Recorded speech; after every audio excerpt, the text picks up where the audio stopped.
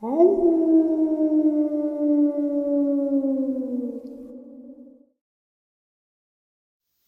greetings and salutations, everyone. I hope everyone is still doing well and welcome to, depending on wherever you may live or however you choose to look at your clock this early morning, middle of the night bonus. Before we jump into it, a couple links. As many of you know, I rely on Patreon, PayPal, channel membership, and the merch to help the channel to continue to grow and go. Links to Patreon, PayPal, and channel membership is in the description below, merch displayed directly under the video. Also, Dogman, Frightening Encounters, Volume 1 through 3, the audiobook versions. They were written and researched by Tom Lyons, narrated and produced by me, Jeff Nadolny. Those audiobooks are available on Audible, Amazon, and iTunes, links to which are also in the description as well. And finally, last but definitely not least, if you'd really like to help support this channel to continue to grow and go, simply subscribe. It does not cost a cent. Click the like button, takes half a second. If you don't want to miss out on any of the informative uploads that I put out daily, click that bell icon, and folks, please leave a comment. Why? Well, because all of these things really do help the channel to continue to grow and go. And folks, they definitely do matter. Now, everyone, I have taken far too much of your time. Let's jump in to this early morning, middle of the night bonus upload, shall we? All right, everyone. Tonight I have a subscriber who has been with the channel for a while. I've actually narrated their experience a while back, and he reached out to me and said, I'd like to be a guest. I'd like to share my experience in my own words. And I said, Dennis, let's get this done. And tonight I have Dennis. Dennis, how are you? I'm doing well. How are you? I'm doing well. I'm doing good. We got to chat for a little bit. I had a great conversation with you. I hope you're feeling good about this interview. And, there's no pressure. So feel free to share what you want to share and not, you don't have to share anything that you're not comfortable sharing. So I'm going to turn the mic over to you so you can share your experiences with us. And I know that you've got some relations down in Tazwell, if I'm not mistaken, or the Virginia area. So you've got some kind of stuff that's happened down there as well. So, feel free to share everything if you want. Okay. So I guess we can start off with Tazwell since, there's a lot of stuff been going on down there lately. Sure. So there's an area down in Tazwell called Burke's Garden. It's a Amish community, and it's one of Virginia's tallest peninsulas. I've been there multiple different times, and I could speak for the fact that it definitely looks like an area where you would find a lot of cryptozoological animals. Sorry, That's all right. Yeah, I blank out. I'm sorry. But yeah, there's been multiple reports in that area with like folklore.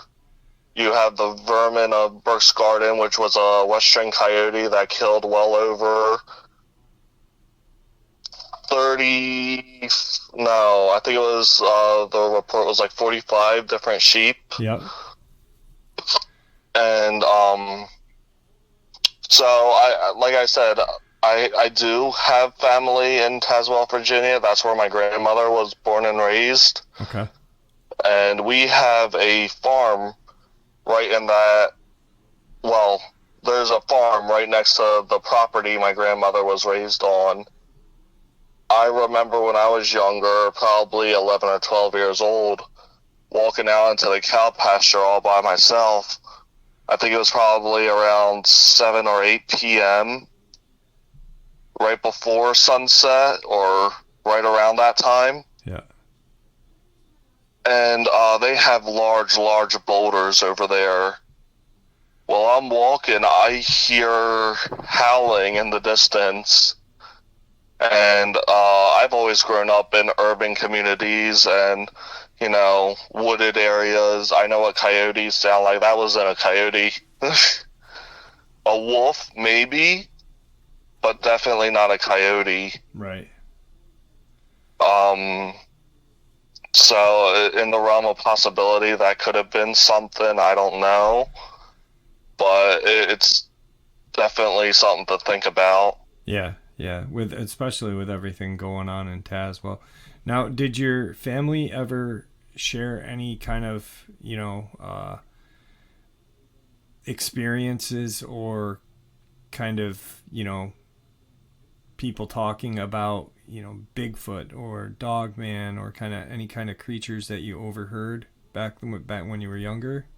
No, most of the experience they talked about is about a ghostly apparition of a woman called the Haint. Yep, the Haint. Yep. Um, that's pretty much all I heard. There's an area called Bear Town. I guess there's a lot of big black bear in Tazwell, Virginia. Yeah, DJ's But I've from that never area. personally seen any myself. I've seen droppings, but never the bear. Right. So, actually, my first ever wild bear sighting was in Tennessee. That's crazy because you're from New Jersey, and New Jersey has a huge population of bear. You wouldn't think it does, but it really does, which is, it's kind of funny. So, actually, the last black bear sighting in New Jersey was maybe 2 or 3 months ago over towards Parvin State Park, which is less than 15 minutes away from me. So yeah, when I was talking to Paul Evans in Pedersen, he was telling me, he's like, yeah, we got a lot of bear up here or down there, and I was like, really? And he's like, you wouldn't think it, but yeah. He also mentioned that they may be releasing bear in the Pine Barrens. Yeah. Yep. I remember that episode pretty well. Yeah, he thinks for some different reasons too, to cover nefarious up. For sure. Yeah. So your experience that you had, that I had narrated, that was in New Jersey? Yes. So this is an area I used to work security in for a little over 2.5 years. Okay. Called Finn's Point National Cemetery. And the road connects to our state park called Fort Mott, which is right there on the Delaware River. Okay. Yeah. Also, Finn's Point National Cemetery is where Andrew Cunanan, I don't know if you remember news media about him. No, fill us in. He was a serial killer that's been on the run. Okay. Well, his last victim was murdered in that cemetery. Oh, okay. I guess he was, on the run, and he got himself lost in the cemetery, I guess. He killed the groundskeeper in the basement of the house. I'm going to send you that picture. Was this when you were working there? No, this was like the early 1990s. Okay. All right. Or late 1980s, I forget which. Okay. So back to your encounter. Let's talk about your encounter. You're working at the cemetery. Are you on duty during can you paint the picture of how your encounter went down? Yeah, so I was doing nightly patrols. I drive around the cemetery in my own personal vehicle. Okay.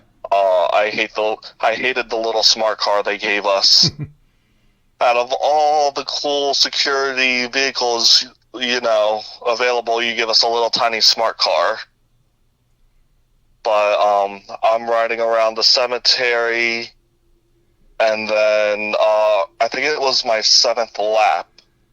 So, I'm riding right past the gate, and I see the hind legs of something really, really big with the coloration of a German Shepherd. Now, I'm like, okay, I know that wasn't a coyote. That wasn't a deer. It had a tail, and I don't know what type of dog could get that big other than a Dogman. Right. I never smelled anything. There was no stench in the air. But keep in mind, I was in a car. You know, I only had one window down, and the wind was blowing in the opposite direction. Yep. I didn't hear if the outside got quiet or not, because I was in the middle of listening to an audiobook when that happened. So you see it. Sorry, go ahead. No, I'm just saying. So you saw it as you're driving, and it just what did it run the opposite direction, or? Yeah, so it looked like it was just passing through. It may have been chasing something. Okay. So the way it was going, I don't know if it jumped over a little creek that's right there by the cemetery, or if it ran around the corner of the fence line, because the fence can get really tall in areas since the ground isn't super even. But I did see ears. I just never saw a face. Right. So, and when it ran past the gate, I was only able to see the back end of it. But I don't know if I was more scared of seeing it, or if it was just the initial shock of, oh shit, that actually happened. Right. Right. So height-wise, can you share like the physical? I mean, I know it was brief, but right. Could you estimate? You know, it was running by a gate. You're in a cemetery. There's got to be some sort of landmarks to kind of guesstimate its height at. Yeah. So that gate has to be at least 9 to 10 feet tall. Okay. I would have to say at the highest point in the back end, it was probably 4.5 feet off the ground. Because its back paws, it wasn't like he jumped past the gate. He trotted past the gate. So. Now, was it quadruped at the time or bipedal? Oh, yeah, it was definitely on all fours. Okay, yeah, to be at 4 feet. Yeah. And how fast would you say it was running? If I had to guess, probably. I mean, faster than a human? I don't even think it was running. I just think it was that big. It looked like it was running. Okay. It may have only been going 10 to 15 miles per hour. So just going from one place to the other. Yeah. So where it came from, you had said this cemetery connects to a state park. Would it have been coming out of the state park, or? It was probably on the trail that we were talking about earlier. Okay. Probably. So I know I sent you the pictures of the brush over there and the little bushes that had these big holes in them. Right. Which looked like it could be a game trail or a doorway, I guess you would say. Yeah. I could see deer getting in them too. That brush may have been there. He was probably following deer. Okay. Maybe I never saw the deer, but I saw him. Maybe he was chasing a deer when this happened. Yeah, could be. Has there ever been any kind of other sightings of a large dog in that? I mean, would coworkers talk about anything in that area? All of the coworkers I have, we have an extensive amount of reports of seeing shadow people at night. Okay. Especially since that's what most of us did. We worked night shift. So, but no actual reports of large dogs. There's a lot of coyotes in that area, and you hear them almost every night. Probably about a month after that initial sighting. Mm-hmm. I had a friend of mine who was out there hanging out with me. He doesn't work with me. He was just out there, chatting and hanging out. But we're walking around the blacktop of the cemetery, like the same route I took my car in when I saw it. And we just hear coyotes yelling, screaming, howling. And my friend's like, either those coyotes are attacking someone's dog or they are getting attacked themselves. Right. Well, that made me want to walk back to my car real quickly. Yeah, absolutely. But the thing is, I've been out there for over 2 years. I've never felt threatened. I never felt like I was in danger being out there. And when I saw this thing run past, I yelled at it. I'm like, leave me alone, Right. Right. But I don't think it had any interest in me.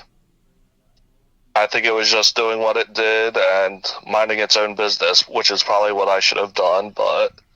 How large is this cemetery? It's pretty big. I mean, it's a cemetery for veterans. Okay. And the monument, there's 2 different monuments there, one for Confederate soldiers and one for the Union soldiers. Oh, wow.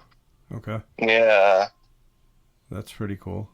Actually, they even have some of the World War II prisoners of war during World War II that were locked up at Fort Dix. Really? Yeah. I got the pictures of the information boards for you. Okay. They're a little hard to read, but I will send those over to you. All right. Yeah, definitely. How close to the Pine Barrens is that state park in the Pine Barrens or? So, I don't think that's really considered the Pine Barrens. I think from there, the Pine Barrens would be like 45 miles or so. Okay. Or 45 minutes, not miles.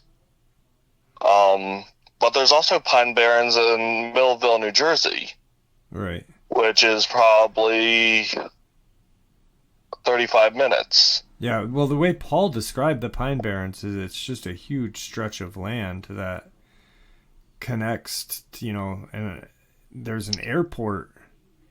And one of the airports is in the Pine Barrens, Paul had said. And I was like, really? And he's like, yeah, it's right. Absolutely huge.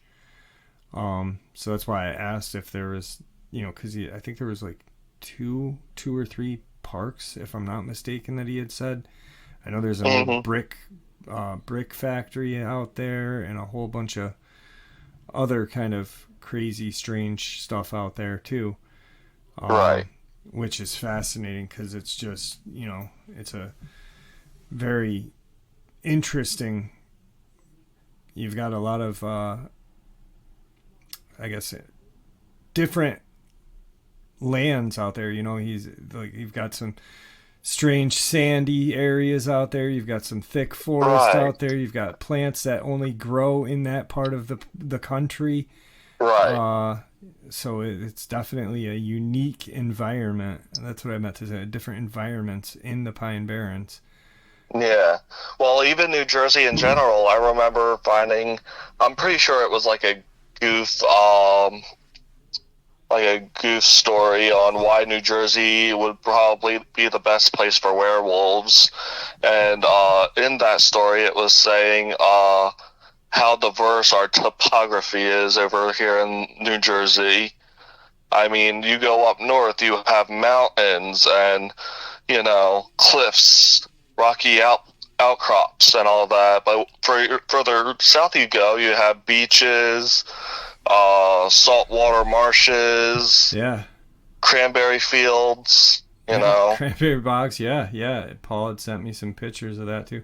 I thought it was interesting when I met Paul because, and you're familiar with a lot of Paul's work and stuff, and he had never heard of Dogman prior to him and I talking. Right. And then he started to look at a lot of the Jersey Devil sightings. And he was like, whoa, maybe a lot of these, sightings could be Dogman. Right. And I thought that was really, he's a very open-minded guy. Speaking of the Jersey Devil, have you had you seen anything strange like that? Or, I know there's old Red Eyes that's supposed to be in New Jersey.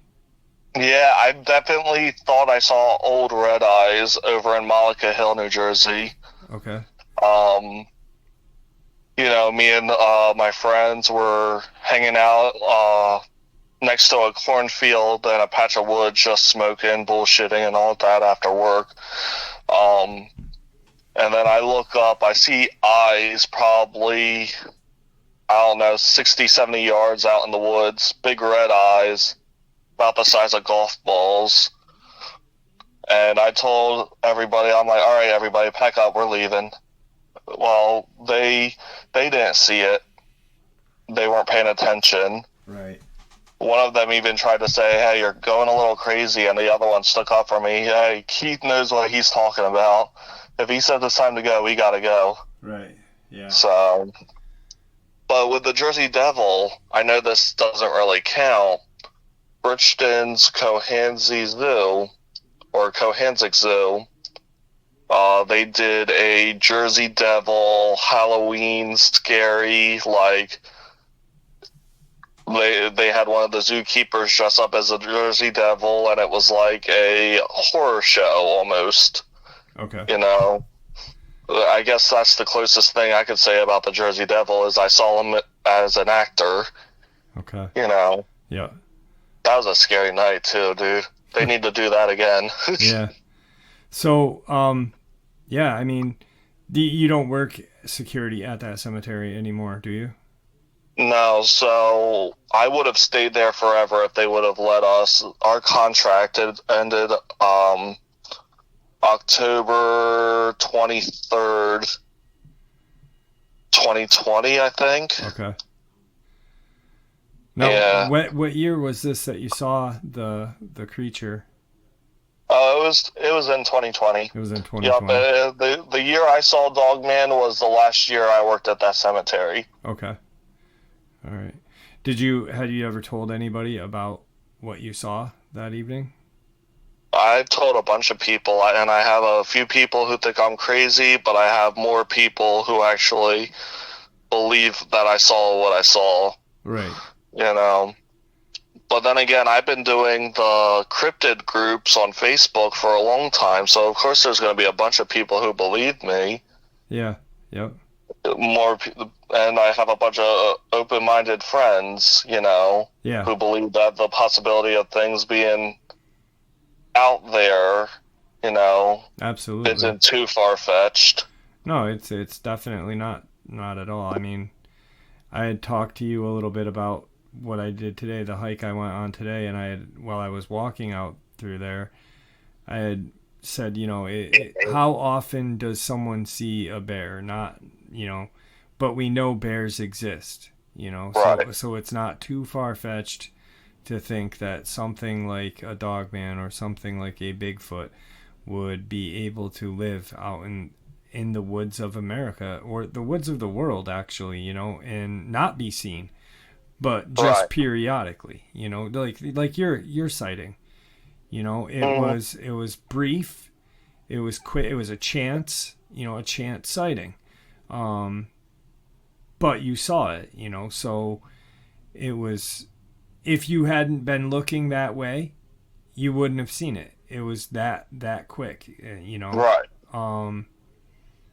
And that cemetery connects to a state park, so there's probably, tons of forest right there.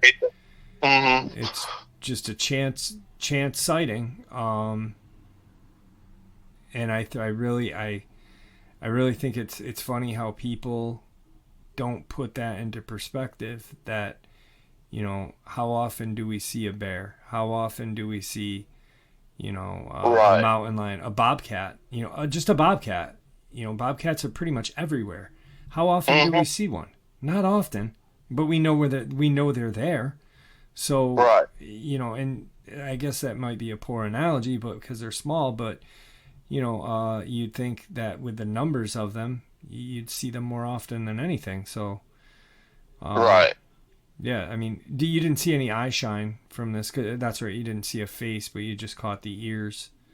Just the tips, Okay. you know. Was there tufts on the ear tips or? Um, Not that I remember, Okay. or either that, or I just wasn't quite focused enough to tell. Right. Um, but let's talk about like the fact that a lot of Dogman sightings are actually seen close to or around cemeteries. Yeah. I mean, so right next to Fort Mott in the river, there's a place called Fort Delaware or Pea Patch Island that used to be a military prison. So they would have captured Confederate soldiers and have had them brought to this prison. Mm-hmm. And so this prison was actually very, very bad. And the fact that a lot of people went malnourished and, they were just treated very cruelly. So there was a disease that in that prison that has killed a lot of people. Yep. So these things, I believe, kind of feed off that negative energy. Yeah. And they attract themselves to areas where that type of history is, prevalent.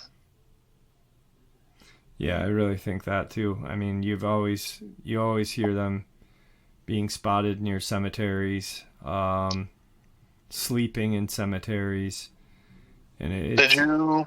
Sorry, go ahead. No, what were you gonna say? I was about to say, did you see that one video of what potentially could be Dogman digging in the dirt? I shared the video the other day. Yeah, Yeah. the girls who were filming it said that they could see it better than we could, and you can hear them say she. So I don't think it was a Dogman at all. I think it was like a feral person or a drug-addled person. Oh, okay, it could be, yeah. Because the videos that when people show that video, they don't put the audio in, and so you just see this thing digging in the dirt. Very, you've got a black kind of figure just rummaging through dirt. But the two girls that were there, I think it was a Instagram. Yeah, it was an Instagram live or something, and they had said, "What is she doing?" Like 2 or 3 different times they said she. So, Right. It's definitely. I mean, it could be a Dogman, but for the girls to say she, and it was facing that way, you'd think they'd see a snout. But, right. Yeah, I had seen that. Yeah, I shared that video the other day on the channel, talking about that it was possibly a feral person, or possibly a drug-addled person. But I don't think it was an addict. I think it was more or less. I think it possibly a feral person just digging, because they dug quite a big hole. I don't know if you saw the hole after that was dug, but it was pretty big. Yeah, I saw it. Yep. Yeah. So yeah, I mean, Dogmen are in like you had said, the cemetery that you worked at by a river. So there's perfect area for Dogmen to travel. We all know that they like to travel on near rivers.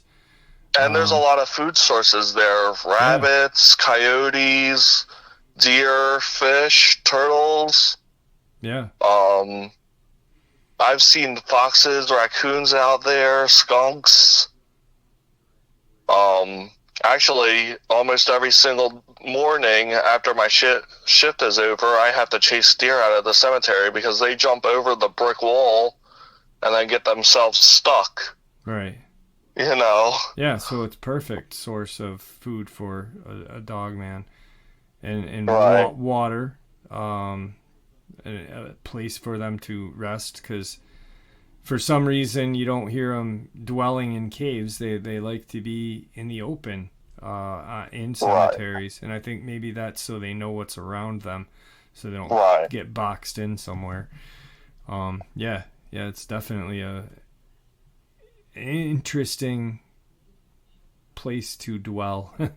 Like I have the cemetery by my house where my daughter and her friends saw a Dogman, and I went there the other day, made a video, and people were able to see how big it was. And it's got 2 ponds, it's got a huge stream that runs through it, it's got multiple sections of forest, there's deer in there as well, plenty of space, food, and water. So well, that one picture I sent you with me in front of the gate, I have my arm hanging up about to where how tall I saw it. Yeah.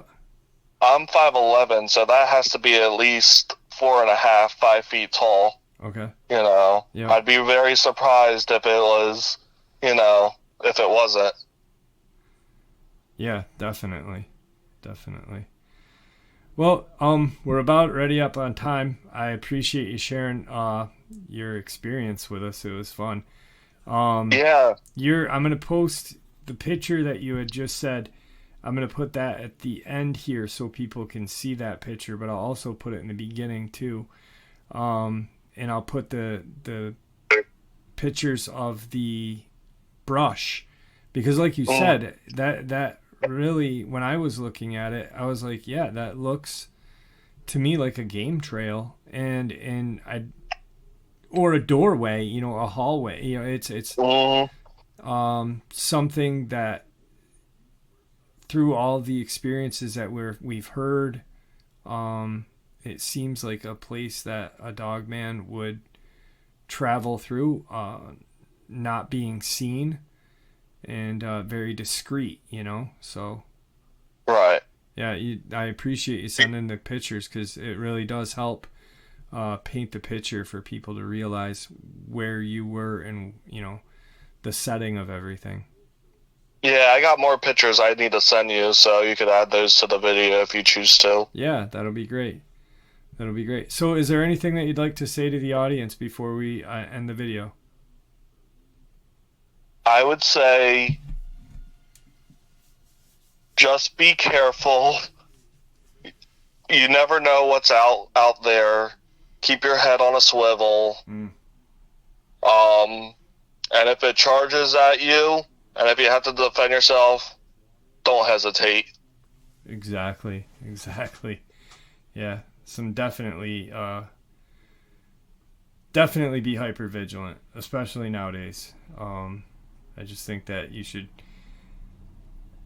and be aware of your surroundings, because it might not just be, people. Yeah, one, or it might not be a Dogman. You might be looking for a Dogman, and there might be something completely different that you're not ready for. Oh yeah. So I think that people really need to be on their game at all times if they're in the wilderness at all times. So. But Dennis, it was great talking to you. Do me a favor, don't hang up. I want to talk to you for a few minutes before after I end the upload, okay? Okay. All right. It was awesome having you on. I appreciate it. Thank you very much. Thank you so much as well. And there you have it, folks. I hope you all enjoyed this early morning or middle of the night bonus as much as I enjoyed sharing it with you. I'd like to thank you all for supporting the channel. It is, after all, your support that keeps this channel growing and going, and what gives us all a place and a chance to share our experiences and theories judgment-free. Everyone is simply treated with the respect that we all deserve, so thank you. Please stay safe, happy, healthy, and ever vigilant, keeping an eye on our children, our pets, family, and friends. These creatures are real. They are out there and dangerous. Share this information with those you love and care about, and it may just help save their lives someday. Until next time, never stop asking questions. Never stop searching for the truth. And God bless.